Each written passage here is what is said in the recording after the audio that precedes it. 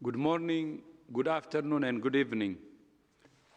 Tomorrow, WHO is joining forces with many of the world's leading musicians, comedians, and humanitarians for the One World Together at Home, virtual, global, special.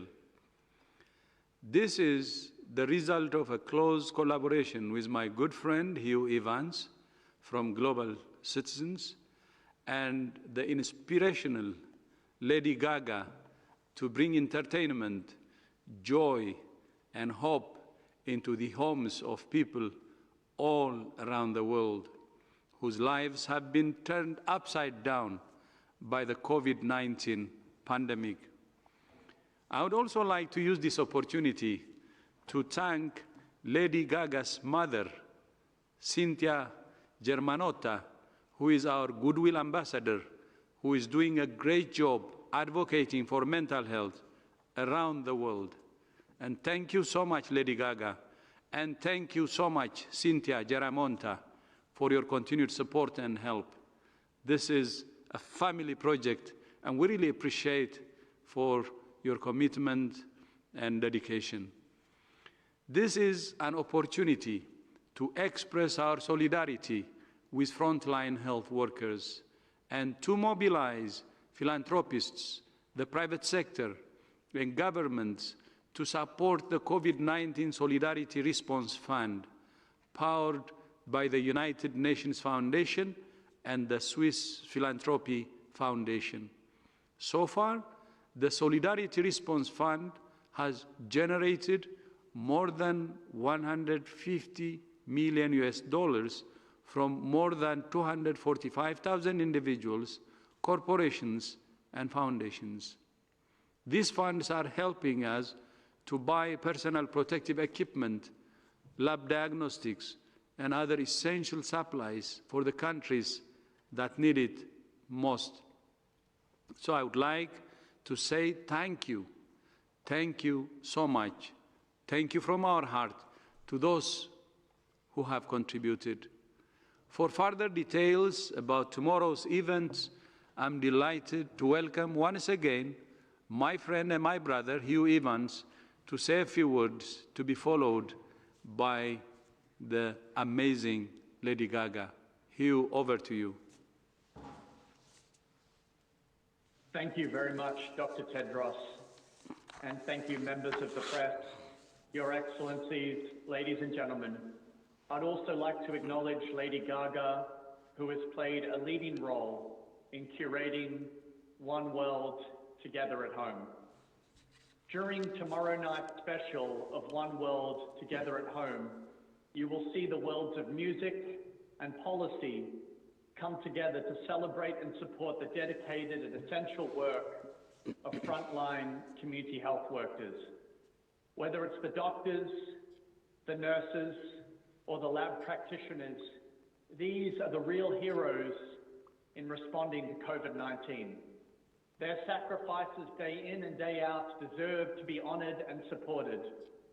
And so that's why we've been calling on citizens everywhere to use their voices to take action to ensure we all have access to testing, to all have access to vaccines when they're available, and all can practice social distancing.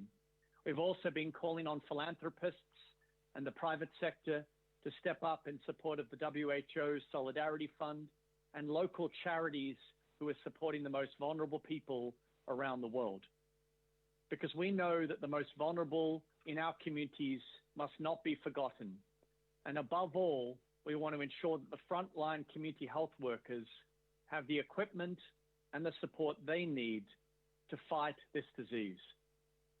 The COVID-19 pandemic has highlighted why international cooperation is more important now than ever. We must solve global problems with global solutions because we know that a virus anywhere can lead to a virus everywhere. And our mission, and at the heart of what we're wanting to achieve through One World Together at Home tomorrow night, is ensuring that our global health systems are strengthened in the future to prevent a future pandemic, so that the poorest and most vulnerable in our societies are protected. No generation should have to endure the pain and suffering we've all experienced around the world over these last few months ever again. That's why we are proud to work with our partners and relief organizations to support communities affected by the COVID-19 pandemic. The money raised tomorrow night will go to support both local charities and also efforts to provide PPE to community health workers around the world. Face masks, protective equipment, gowns, goggles, the things that they deserve. Our healthcare workers deserve our support. And we know that if we all do our part, we can weather this storm. At Global Citizen, we're so proud of what's been achieved in a few short weeks with the One World Together at Home. Since we announced the special, we've received phone calls from Mongolia to Iceland, from South Africa to India, Brazil to Korea, asking how people can support the effort to ensure we can reach as many people as possible. This is a moment of true togetherness. And we are honored that on Saturday, thanks to the outpouring of support, One World Together at Home will be accessible to billions of people around the world. From Asia to Africa, Europe to the Americas, the special will be broadcast in over 100 countries, and it will be accessible across the entire world on digital and audio platforms. This will be a true shared experience, and we could not have done this without the support of the WHO team. Special thanks to Paul Garwood and Gabby and the communications team for their tremendous partnership. And I'd also personally like to thank the executive producers of the special, Michelle Anthony and the team at Universal Music, Bobby Campbell, who works with Lady Gaga, Declan Kelly and the team at Teneo for all of their efforts to rally the artist community, philanthropists, and the private sector in support of COVID-19 response efforts. It is now my great pleasure to welcome our friend and partner in ending this crisis, who I want to sincerely thank for all the time, energy, and effort she has given to this. Ladies and gentlemen, please welcome Lady Gaga. Thank you so much, Evan. Hugh Evans, you're wonderful. I'm really speechless at how kind everyone is on this call today. Thank you so much, Dr. Tedros. I can speak on behalf of not only myself, but my mother as well. We deeply appreciate your partnership. And yes, it is quite true. We all know the importance of the mental health support that the medical community will need during this time and after. It will be extremely crucial, and we are already getting ready. Thank you, Hugh Evans. You are a superstar at Global Citizen. Thank you for your continued leadership. And this fight against COVID-19 is one that the whole world will fight together. Over the last week, I have witnessed an inspiring and fearless global effort. While watching medical workers continue to battle the front line of this pandemic, leaders, other nonprofits, artists of many mediums, and people of all nations have combined forces to write a love letter to the world. We call it One World Together at Home. It is a love letter to our doctors, a love letter to our nurses and other healthcare professionals who are risking their own lives for the sake of ours, to the delivery drivers, grocery store workers, factory workers, public transportation workers, postal workers, and restaurant workers doing the same. We celebrate your bravery and your heroism. During this time, we have seen the coming together of a singular, kind, global community. This triumph has instilled in myself and my colleagues a true calling to call upon the private sector and philanthropists to commit millions of dollars to support the World Health Organization's COVID-19 response.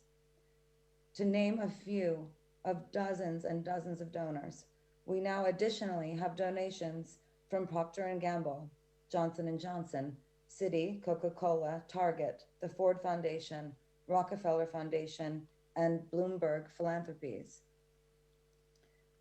Updates are such that we are now at $50 million and counting in contribution to the fund and to local community-focused charities. When we launched this with you all, 12 days ago, the world was in a different place. And 12 days from now, the world will be different again. We hope for the better. We also hope that though tomorrow night's event, One World Together at Home, we will continue this, telling global stories of triumph and hope, and told to a global audience, truly bringing the world together. We can do something to bring joy and respite to the corners of the earth. With that, I am pleased to share with all of you some news that the Rolling Stones have joined the lineup of artists performing tomorrow. Let's keep the momentum going. Once we see this tomorrow night, this will not be the end, and I will still be taking your phone calls if you wish to donate. Let's keep our joy. Let's remind each other that this is a kind world. We are excited even more to announce more donations tomorrow night. Thank you, thank you, thank you from the bottom of my heart to all of the healthcare workers around the world. Dr. Tedros, you're truly a superstar. Thank you so much to the media for telling the stories of all of these medical professionals and getting the word out about how under-resourced their systems are. And to all the global citizens out there for supporting this effort. I'm Lady Gaga. I'm an Italian-American patriot. But I'm also a global citizen. Thank you.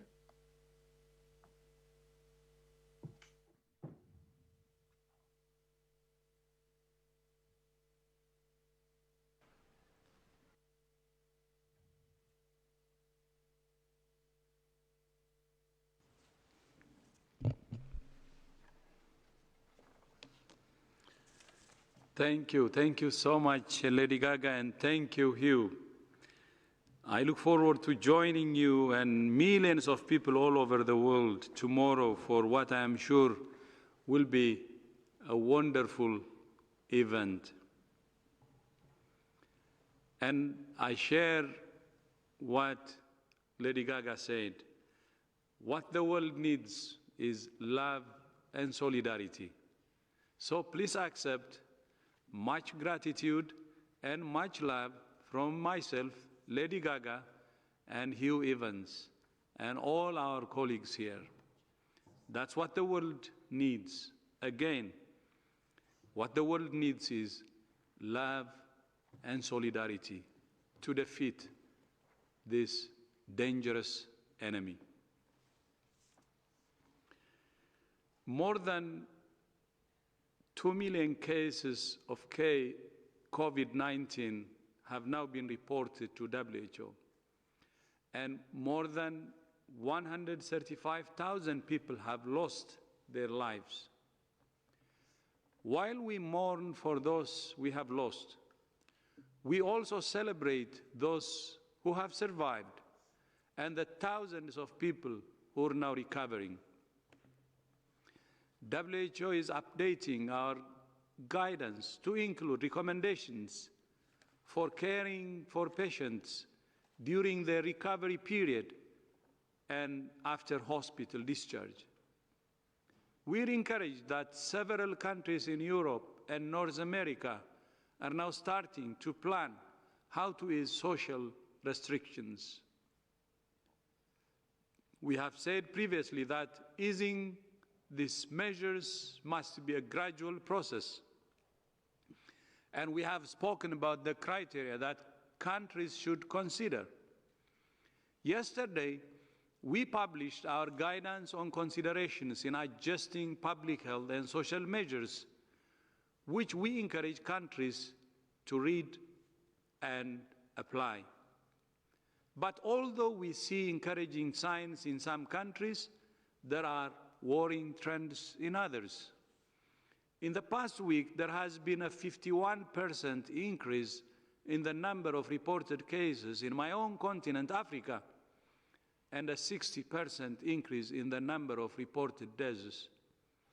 With the current challenge of obtaining testing kits, it's likely that the real numbers are higher than reported. With WHO support, most countries in Africa now have the capacity to test for COVID-19, but there are still significant gaps in access to testing kits. We're working with partners to fill those gaps and help countries find the virus. The African Centers for Disease Control and Prevention announced yesterday that more than 1 million tests for COVID-19 will be rolled out across the continent starting next week. Strengthening and supporting African Union institutions like the African CDC will really help, not only for now, but also for future. To further strengthen support for Africa, earlier this afternoon I spoke with President Ramaphosa of South Africa, the current chair of the African Union, and Moussa Faki Mohammed, the chairperson of the African Union Commission, UN Secretary General Antonio Guterres, the managing director of the International Monetary Fund, Kristalina Georgieva, and the president of the World Bank, David Malpass. In addition to tests, we're also working hard to accelerate the development, production, and equitable distribution of a vaccine. Yesterday, I spoke to President Emmanuel Macron of France, Bill Gates, and other partners to discuss how to prevent another pandemic by getting vaccines from labs to people as fast as possible and as equitably as possible. The commitment from President Macron, from Bill Gates, and also from Prime Minister Boris Johnson is heartwarming. I also spoke to the Prime Minister of Barbados and the current chair of the Caribbean countries about the challenges faced by small island developing states in gaining access to test kits and other supplies. No country should be left behind. And I would like to use this opportunity to appreciate the strong leadership by the Prime Minister of Barbados steering the response in the Caribbean. Today, I also spoke to the President of the European Commission, Ursula von der Leyen, and the Prime Minister of Finland, Sanna Marin, about continuing efforts across Europe to fight the pandemic and support lives and livelihoods. The commitment from both leaders, President von der Leyen and Prime Minister of Finland, Marin, is very, very heartwarming again. I would like to clarify WHO's position on wet markets. Wet markets, as you know, are an important source of affordable food and livelihood for millions of people all over the world.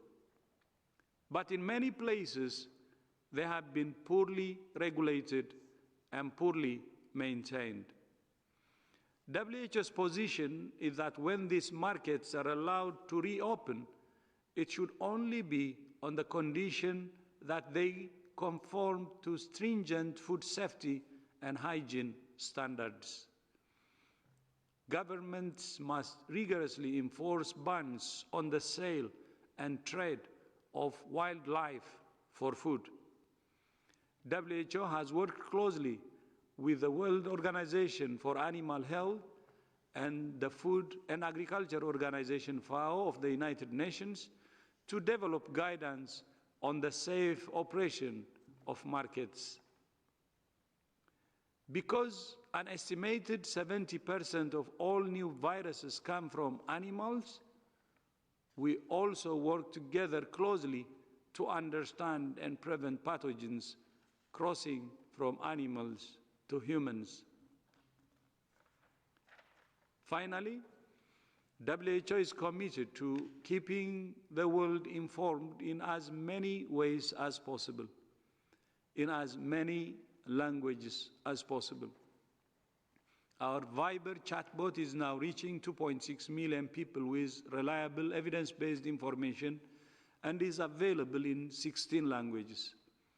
This week, we launched Tamil, Sinhala, Bulgarian, Greek, Italian, and Hungarian, and we plan to launch Polish and Bangla next week. I'm pleased to say that from Monday, we will be providing simultaneous interpretation for these press conferences in all official UN languages: Arabic, Chinese, French, Russian, and Spanish. And we are also planning to expand to include other languages like Swahili and Hindi. We look forward to having more journalists join us from all over the world. I thank you.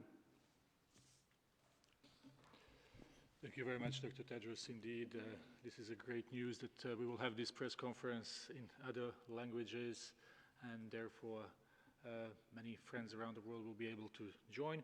We will now open the floor for questions. I will remind the journalists to be brief if possible and to ask only one question, so we try to get as many as possible. So if we are okay, we will start with our friend Bianca from Globo, from Brazil. Bianca, can you hear us? Yes, Tariq, can you hear it? Can you hear me? Yes, please go ahead, Bianca. Yeah, the question is to Dr. Tedros. The Brazilian President Jair Bolsonaro fired his health minister, Luiz Henrique Mandetta. They were clashing over the response to the new coronavirus, especially about the stay-at-home recommendations. And Bolsonaro said that life is priceless, but the economy and jobs must return to normal. I would like to know how concerned are you, Dr. Tedros, with the situation in Brazil, and what message would you like to send to the country?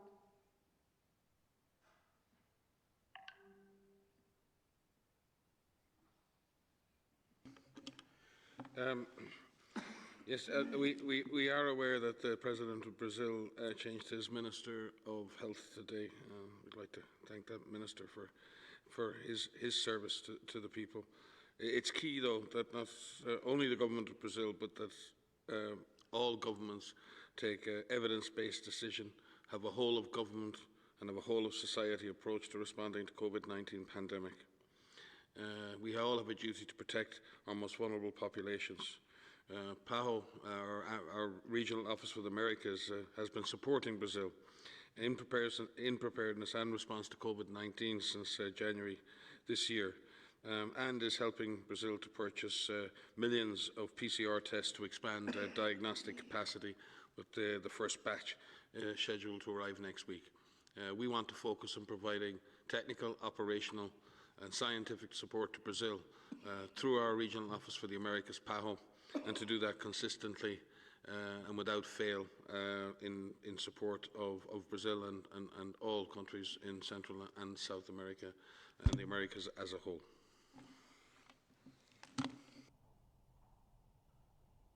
Thank you very much, Dr. Ryan. Next question, we go to Shanghai Media Group. That's Bin Chen, if I'm pronouncing correctly. Can you hear us, please? Yes, thank you. Yes. This is Bin Chen from Europe correspondent from Shanghai Media Group. Greetings from Berlin. So yesterday, the Austrian health minister said that Great Britain's rate of new coronavirus infections frightens a lot of people in Europe if we compare the new cases of the UK to the other 7 European countries. So is WHO aware of the sharp rise in the UK, and what can we learn, like other European countries can learn from that? Thank you. I'm not didn't hear your question very well, but I think in general you were talking about the differences in numbers in different countries in Europe, and I think all countries have gone through and are in different stages of their epidemics. It is not useful to compare countries at different stages of their epidemics. I think we see countries have passed a peak or arriving at a peak, and some countries are considering lifting of restrictions and some others not. And I think all of those decisions have been taken carefully. We've advised very clearly that countries need to make those decisions with great prudence. They need to walk back and move back and transition from measures associated with large societal measures, lockdowns, shutdowns, that needs to be done. But it needs to have in place three very important things. One, a completely empowered, educated community, capable individuals who are aware of the physical distancing, the personal hygiene measures that are needed to avoid infection. Communities aware and involved in the process and fully empowered to act and participate. A strong and acceleration and strengthening of the public health capacities for finding cases, for testing, for isolation and for quarantining of contacts. And this is exceptionally important. And our colleague Tom Frieden in the US has likened this to, we need to start boxing the virus in, not boxing people in. And I think it's a good analogy. We need to start finding the virus, because right now, with the current situation, everybody is locked down in order to stop the virus spreading. The only way we get to shift away from that is finding the virus and then limiting the measures as best we can to those individuals who may have the potential to spread it or may have the potential to develop the disease. And the last part of that is having a strong enough health system, that the health system has recovered enough and has enough capacity built in that it can react. And you're seeing many countries are starting to bring online measured transition. Nobody is removing themselves from a lockdown type situation in a dramatic way. You'll see countries are phasing the response, and they're trying to look at the measurements they're going to use. And what we do appreciate is that countries are leaving time. They're taking some measures, and they're going to wait and see, and then see if those measures can be then further extended, further loosened, further adjusted.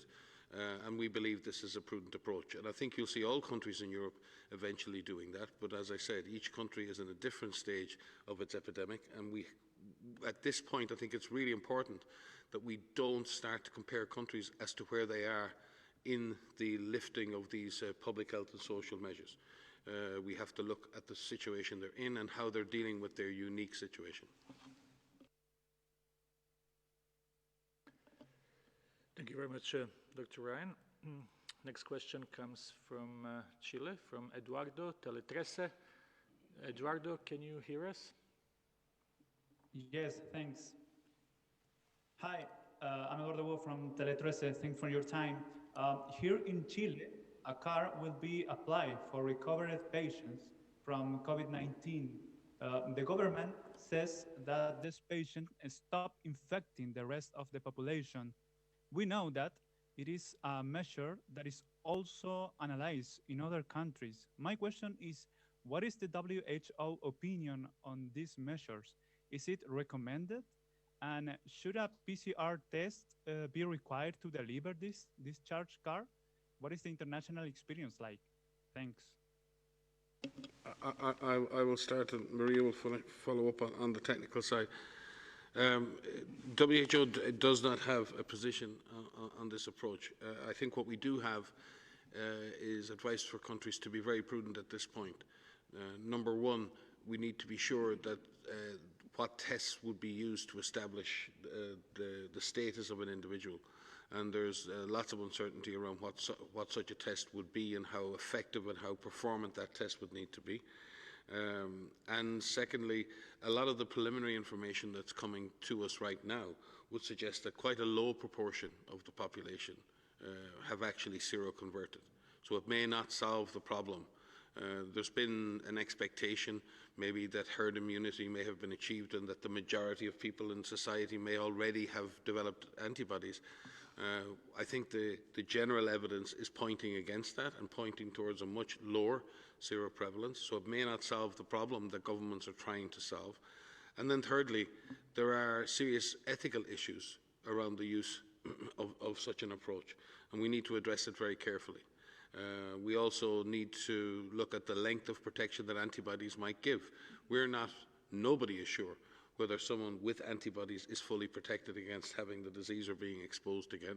Plus, some of the tests have issues of sensitivity. They may give a false negative result, and we may actually have someone who believes they're seropositive and protected actually in a situation where they may be exposed, and in fact they are susceptible to the disease. Now, it's not that these tests cannot be used, but there's a lot of work to do to standardize those tests, to ensure that they're validated, to ensure that they're used as part of a coherent policy, and that there's a very clear public health objective to their use, and that they are not misused in any way. So we will look at what Chile is doing or proposing to do.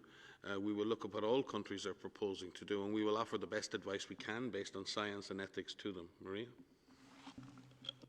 To supplement, yes, this is an ongoing issue, and we will be issuing some guidance over the weekend on this because there are a lot of countries that are suggesting to use rapid serologic tests to be able to capture what they think will be a measure of immunity. And as Mike has said, right now we have no evidence that the use of a serologic test can show that an individual is immune or is protected from reinfection.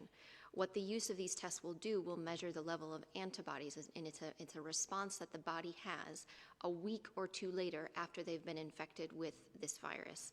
And these antibody tests will be able to measure that level of seroprevalence, that level of antibodies. But that does not mean that somebody with antibodies means that they're immune. And so we will be issuing some guidance around this because it is a confusing area. There's a lot of tests right now that have flooded the market, and that's a good thing. It's a good thing that these things are being developed and that they are available, but we need to ensure that they are validated, and so that we know what they say that they attempt to measure, they are actually measuring. So we hope to put some guidance out over the weekend, and that guidance will be updated as more information becomes available. Thank you very much. From Chile, we go to India. Anuj Kumar from Legal Desire Media. Anuj, can you hear us? Yes, can you hear me? Yes, please go ahead. Yeah, thank you for taking my question. So there is a complete lockdown in India as a day before. Prime Minister of India extended the deadlines till 3rd of May. So for the reason in lockdown, internet is a main source of information and socializing. A challenge is that a lot of COVID-19 fake news regarding medicines, treatment, origination stats is spreading across social media.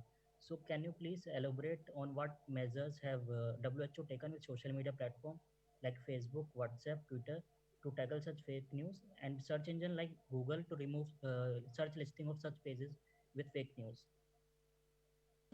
So I could start, and perhaps Mike or Diti would like to supplement. We've been working with a large number of platforms, and Google and Facebook, and I'm gonna list them, but I'm gonna forget to name them all, with Viber and WhatsApp, to make sure that information that is put out is accurate information.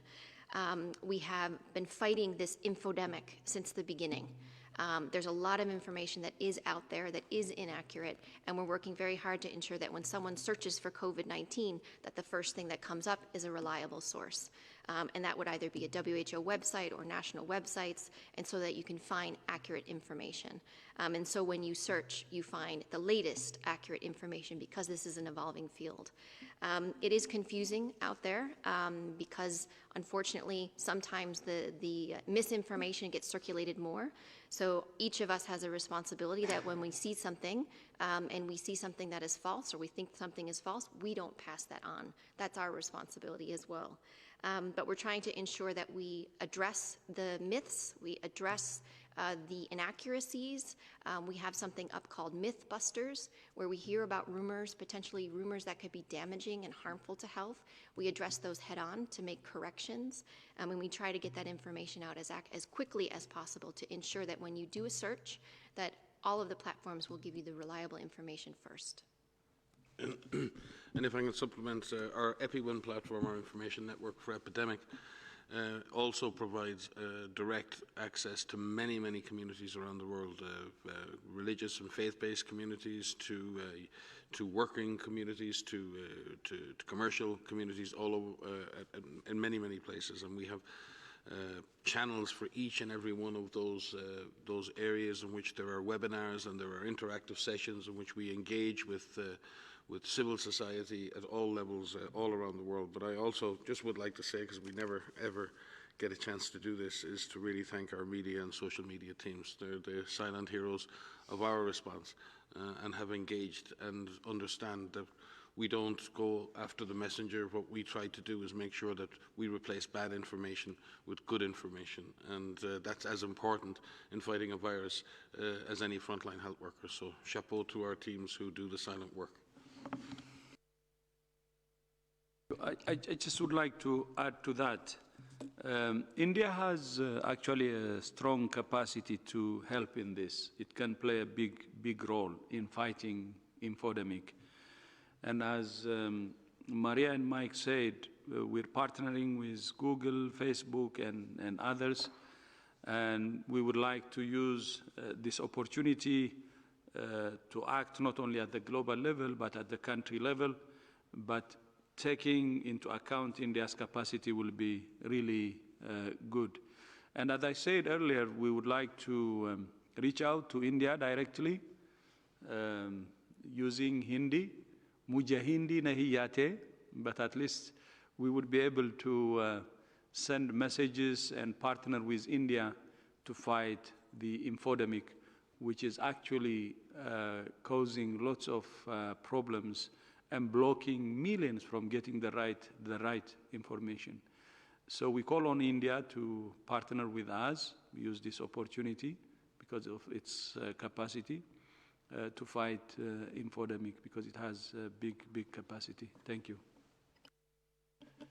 Thank you very much. From India, we go to the US. We have Stephen from Radio World PRX, if I'm not mistaken. Stephen, can you hear us, please? I can hear you. Can you hear me? Yes, please go ahead. Oh, perfect. In Yemen, you'll know that the first COVID-19 case was identified a week ago. And since then, there have been reports of contact testing, but no other cases have been identified. What do you think Yemen needs now to fight the pandemic, and what do you know is being done?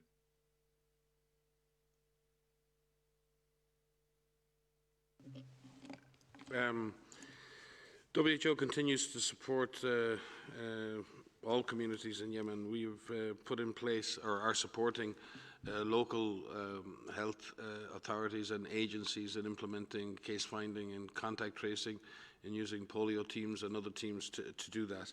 And yes, we have not detected further cases, but that is not to say that that has not occurred. We are constantly fearful of disease exploding in places like Yemen or in Syria or in Iraq or in many of the fragile states in which we work, in which many people have been displaced, many people are living in overcrowded conditions. So we have to remain very much on alert. But what's even, I won't say more important, because it's difficult to say something is more important than COVID-19 right now, but for many of these communities, they have direct, real and present dangers in their lives. And there are pregnant women who need to give birth safely. There are children who need to have infections treated. There are elderly or older people who need to have chronic diseases treated. And therefore, preserving life-saving interventions, preserving feeding programs, preserving humanitarian interventions is just as important. So while we work to try and contain COVID-19, we have to remember that these people are in desperate need in many, many countries and have been abandoned for years. And many agencies, including our own, work with local communities and with governments to try and ease the burden on these people. And again, Dr. Tedros launched the humanitarian appeal for COVID-19 a number of weeks ago now, and we do thank all countries who've responded to that call. And we thank Mark Lowcock and his team on the humanitarian side, and all our humanitarian partners for their untiring efforts to continue providing services, UNICEF and others, in these situations. So we are concerned, we are alert, but we're also aware that these populations face many more difficulties than COVID-19, and we must continue to provide essential services to them, regardless of the other the political or conflict situation in those countries. Thank you very much. Next question is Agence France Presse, Nina Larsson. Nina. Yeah, hi, and thanks for taking my question.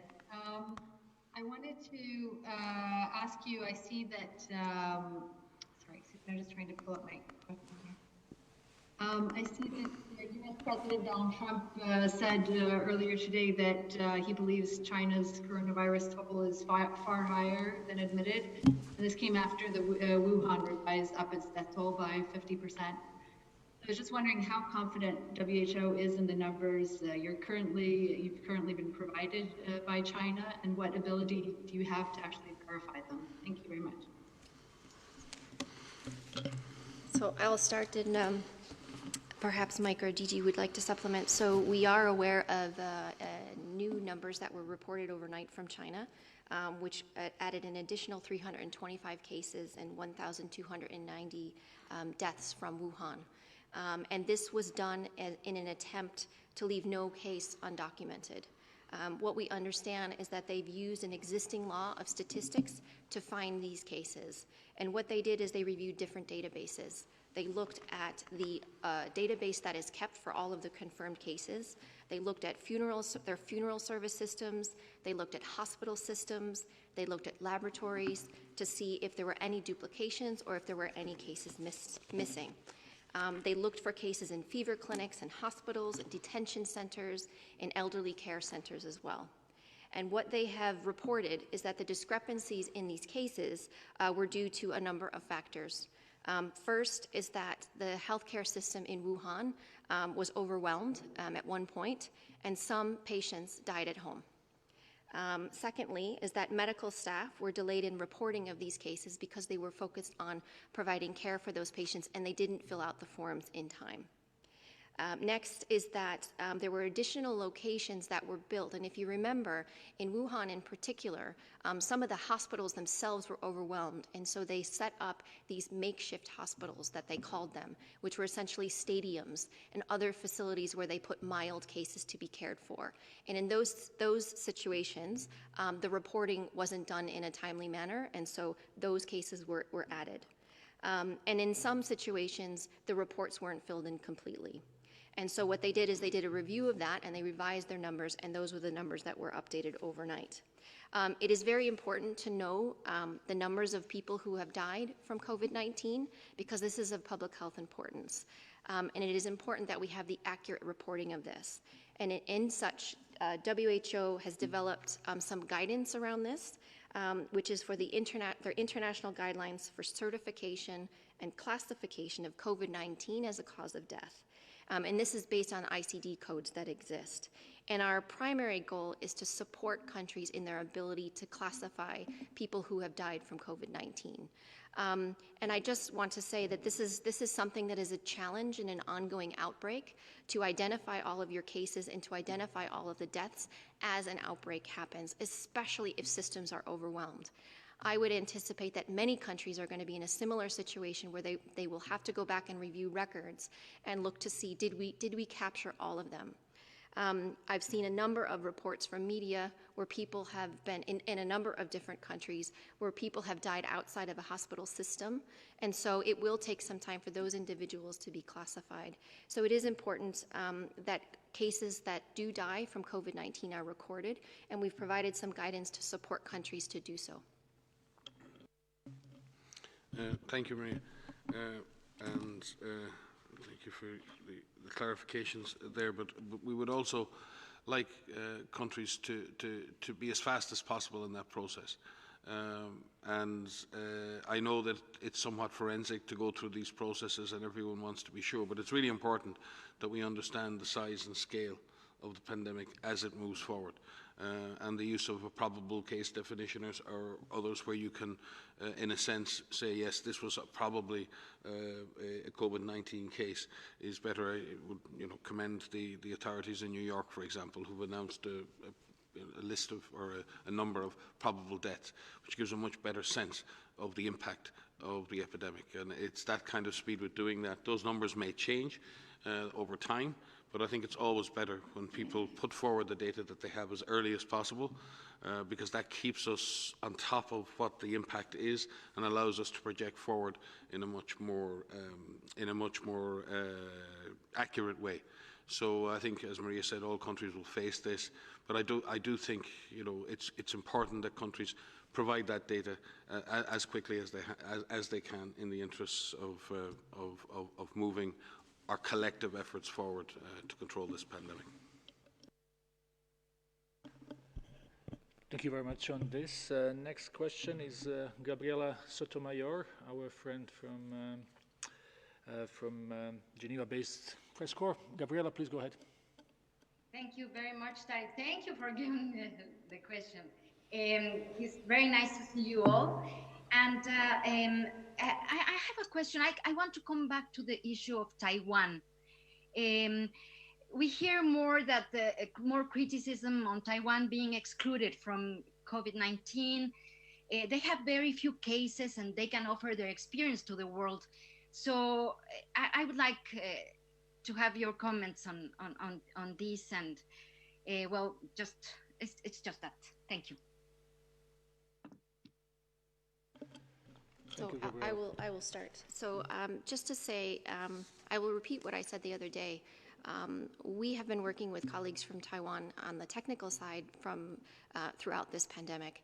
And you're right, it is important that we learn from all countries who are dealing with COVID-19. I've personally, myself and Steve, have briefed members from Taiwan CDC, public health professionals and scientists, where we've had an exchange of information about what is happening at the global level in different regions, and also from Taiwan as well. And we have a number of people who are serving in our clinical networks and our infection prevention and control networks. And again, it's an opportunity where we regularly meet through teleconferences, where there's the opportunity to exchange information peer to peer. And this is invaluable to be able to have firsthand experience with patients. To say, how are they developing disease? How can we treat them? How do we prevent onward transmission? And so there has been a regular and open dialogue throughout the pandemic. Thank you. Thank you for the question, and thank you, Maria. Yeah, just to add that, as we've said before, there's two parts to this. There's the participation within the WHO governance process within, for example, the World Health Assembly. And that's an issue that member states of the organization decide. The WHO staff does not have the mandate to decide those issues. WHO staff works technically and operationally to fulfill the mandate of WHO to coordinate, to convene, to provide advice, to furnish assistance for the response. That's the work of WHO staff. The decisions about participation in the governance processes, in the membership in the Health Assembly, is a decision that is and belongs to member states. But within the technical work that we do, as Maria has made clear, there are a range of areas that we cooperate, work with, engage with Taiwanese experts, both within the context of this current pandemic and generally. And we listed those, and they're available on our website. I think just, again, to remind of three of the key ones for the response now. There is a point of contact within Taiwan CDC that has access to the International Health Regulations event information site. This is the key platform for exchanging information among all the parties and stakeholders in the International Health Regulations. There are two of the key clinical networks that Taiwanese experts participate in, the Clinical Management Network and the Infection Prevention and Control Network. These networks meet at least once a week, sometimes twice a week. And there is the direct contact between WHO at a technical level, Maria just mentioned these, and Taiwan CDC. These are very important to ensure an exchange. We are looking at other ways to do so as well as this evolves and as the expertise from wherever can contribute to the response efforts. So I hope that answers the question about the technical work that is ongoing and the area that is really in the hands of member states, the formal participation of in WHO governance bodies like the World Health Assembly. And maybe I could just add to this, because I think it is important. The health authorities in Taiwan and Taiwan CDC deserve praise. They've mounted a very good public health response in Taiwan, and you can see that in the numbers. And we have praised that, and we've seen similar approaches taken in Hong Kong, SAR, and across China.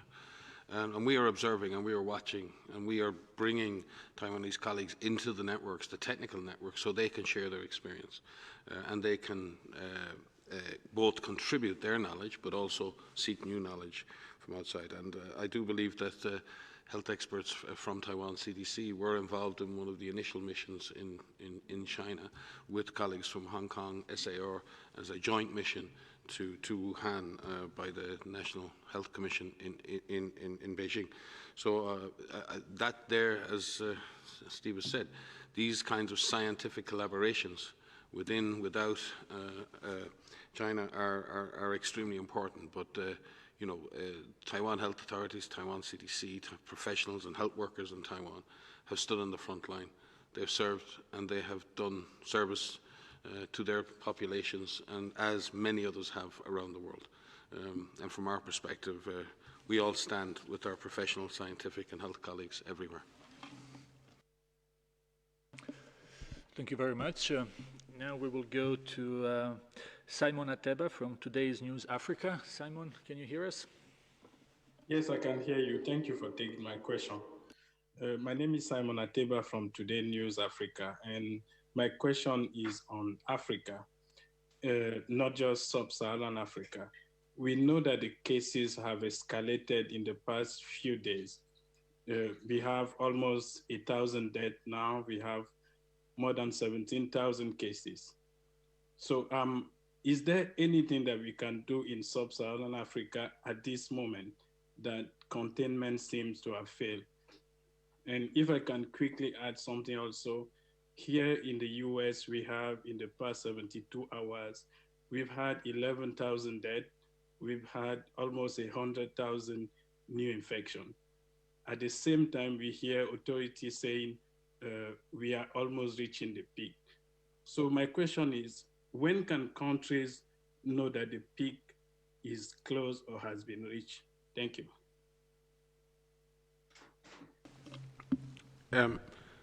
Dr. Tedros may wish to speak to his, he did speak in his speech to his engagements with the African Union and leaders across Africa, which have been very intense. I know our regional director for Africa, Chidi Moeti, has been deeply involved, as have our teams. We have mounted, I think, 38 surge team support missions, in addition to the presence of WHO in every country in sub-Saharan Africa, in every country on the African continent. Actually, we have mounted 38 surge missions in sub-Saharan Africa. You will have heard that have sent now, I think, the third shipment of supplies through the Solidarity flights in collaboration with the African Union, with Africa CDC, with Jack Ma Foundation, and with the World Food Programme. So supplies are reaching countries in Africa in growing amounts. The DG referred to the fact that all African countries now have the capacity to test. Some countries, like South Africa, Kenya and others, are developing high-throughput diagnostic capacity, and can congratulate Kenya on being able to implement that extremely quickly. And there are very good reference facilities and reference labs on the African continent at NIC and CD in South Africa, at Institut Pasteur in Senegal, at Kemri in Kenya, Uvri in Uganda.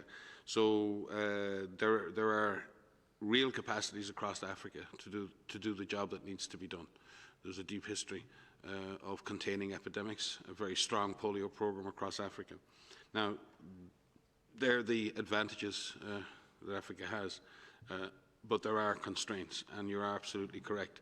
These are difficult. This is a difficult disease to contain. Not on camera is our Assistant Director General, Dr. Sosef Fa, who spent most of the last year and a half in the front lines fighting Ebola. As I've said previously, in Ebola, in the peak of the epidemic there, we were tracing 25,000 contacts a day, effectively in the middle of a shooting war, and to the great testament to the bravery, courage, professionalism of Congolese frontline professionals. So I believe that African countries can achieve much more than maybe people from outside expect, but African countries need support, they need resources, they need solidarity, they need supplies, and they need the transfers of technology and knowledge that will allow them to take the fight to the virus. And I believe many countries in Africa are doing that. And we don't believe that at this point the disease has passed the capacity to be contained. We believe a lot can be done to mitigate the impact of the virus. And we believe that we need to accelerate those efforts as the number of cases grows on a daily basis on the continent. Like with all our member states, we will stand with African countries and stand on the front line and fight the virus together. But the DG may have some comments to make at this point. No. If I might add, I wanted to just touch upon something that you said when you talked about containment and that it was no longer possible. I just want to echo something that Mike said. Containment is possible. Containment is possible of this COVID-19 virus. We have seen in a number of countries now, not just in Asia, in a number of countries across Europe, that we're facing this horrible outbreak where they brought it under control. And Africa has an incredible resilience that Mike has outlined in terms of its ability to fight infectious diseases and to mount a response, to find cases, to care for cases, to engage communities and build up communities and empower communities to be able to fight this.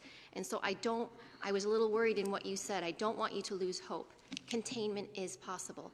It's going to be a hard fight, but we are here and our African regional office is there and our country offices are there and the whole world wants to help. We need to do more. We need to empower everyone with the ability to test and to find cases, to have treatment centers available so that people can be cared for appropriately, to make sure that we practice physical distancing, to be able to have hand washing stations where we don't have running water. There's a lot that we can do, and I just wanted to highlight that containment is possible. This virus is containable. Thank you very much. We have a time maybe for one, eventually two questions. If we are very fast, we go to our friend John Zagakostas. John. Good afternoon. I was wondering, can you hear me, sir? Yes, please. Yes. Good afternoon. Coming to the comments of Dr. Tedros earlier on introducing strict disciplines on wet markets when they're reopened, we've been through this debate before with SARS, with Avian, calling for good animal husbandry, and there have been some exemplary examples to my knowledge, and Vietnam has been one of them. And how much is Vietnam's very good performance in this pandemic due to that very, very good animal husbandry? Hi, John. We miss you at the press conferences. I think, well, obviously, Vietnam deserves praise for anything they do to manage the animal-human interface, but in this particular case, their performance in containing the disease has been in relation to imported cases in humans. So in that sense, I wouldn't believe that the necessarily, it's probably protecting Vietnam from other diseases, but at this point it's been the public health action and the action of the government with an all-of-government approach that has led to a pretty good performance in controlling the spread of the disease. With regard to the broader issues in terms of markets and other things, we have work to do. A lot of work has to be done at the national level. A lot of work has to be done at the international level. It needs a One Health approach. We have a tripartite arrangement with our colleagues at OIE and FAO. But this is what many have been speaking about for many years. We live on one planet, and we need a One Health approach. Threats to human health in the main come from the animal kingdom, or epidemic threats, emerging diseases and zoonosis. So managing the interface between animals and humans is extremely important, and that interface has been stressed by climate variability, by environmental exploitation, by the illegal trade in wildlife, and many, many other factors. And like those other things like climate change, it's not that possible to deal with simplistic. There's no simple way to deal with that. It requires a complex, again, all of government response. It requires an approach to regulation that doesn't drive things underground.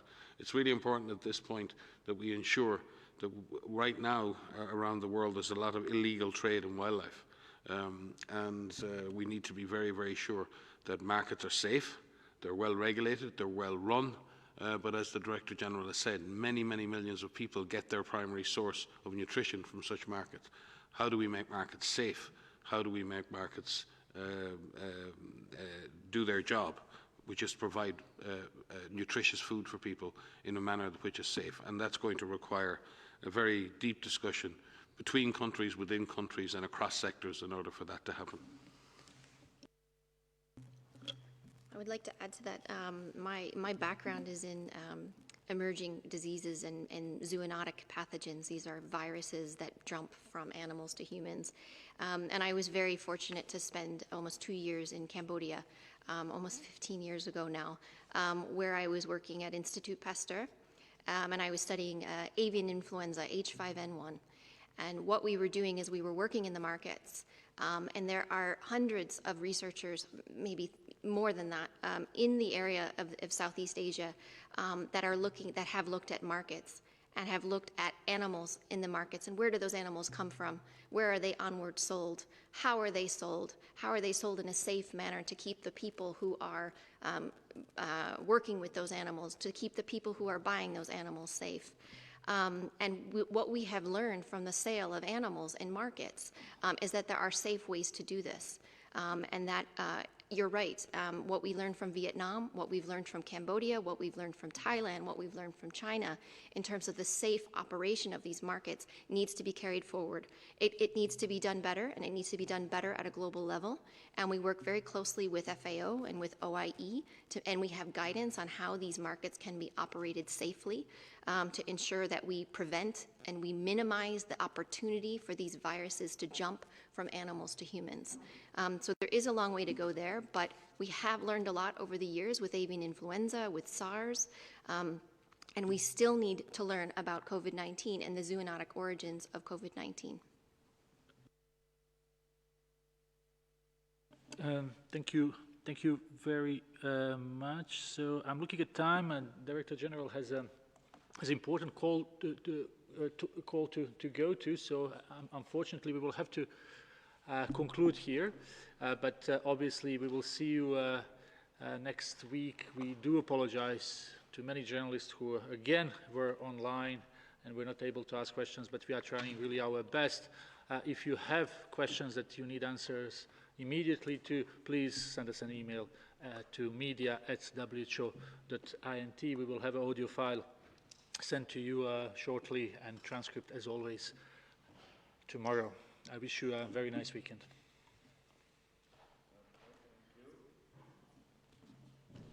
Okay, thank you so much. So have a nice weekend, bon weekend, and see you on Monday.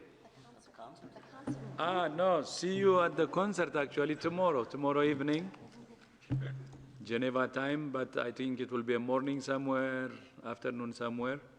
So see you at the concert, and I would like to use again this opportunity to thank Lady Gaga and all the artists. Thank you so much.